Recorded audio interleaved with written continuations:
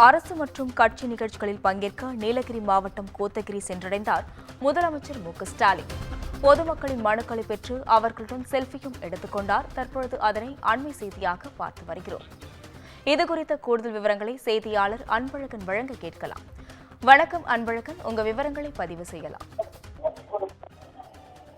வணக்கம் அஸ்வினி. தமிழக முதல்வர் மு.க.ஸ்டாலின் மாவட்டங்கள் தோறும் கள ஆய்வு மேற்கொண்டு அரசு நலத்திட்ட உதவிகளை வழங்கி வருகிறார்.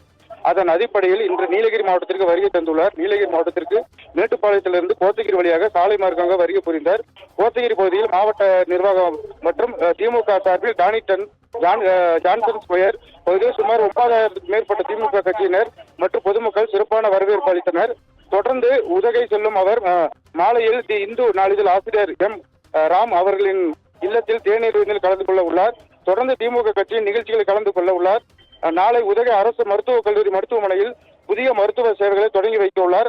அதனைத் தொடர்ந்து உதகை அரசு கலைக்கல்லூரி மைதானத்தில் அரசு நலத்திட்ட உதவிகள் வழங்கும் நிகழ்ச்சியில் கலந்து கொண்டு நலத்திட்ட உதவிகளை வழங்க உள்ளார். அதில் 1703 முடிவற்ற திட்டப்பணிகளை 4095.51 கோடி மதிப்பில் திறந்து வைக்க உள்ளார். மேலும் 130.35 கோடி மதிப்பீட்டில் 56 புதிய திட்டப்பணிகள் அடிக்கல் நாட்டி 102.17 கோடி மதிப்பீட்டில் 15,634 பயனாளிகளுக்கு அரசு நலத்திட்ட உதவிகளை வழங்க உள்ளார். இந்த நிலையில் நீலகிரி மாவட்டத்திற்கு வருகை தந்த முதல்வருக்கு சிறப்பான வரப்பினை கட்சியினர் அளித்து வருகின்றனர். மேலும் சாலை எங்கிலும் திமுக கொடி பிரம்மாண்ட நோவாயில அமைத்து வரவேற்றனர். முதல்வர் வருகையால் 1000க்கும் மேற்பட்ட காவல்துறையினர் 3 பாதுகாப்பு பணியில் ஈடுபட்டு வருகின்றனர். அஸ்வினி, கூடுதல் விவரங்களுக்கு நன்றி அன்பழகன்.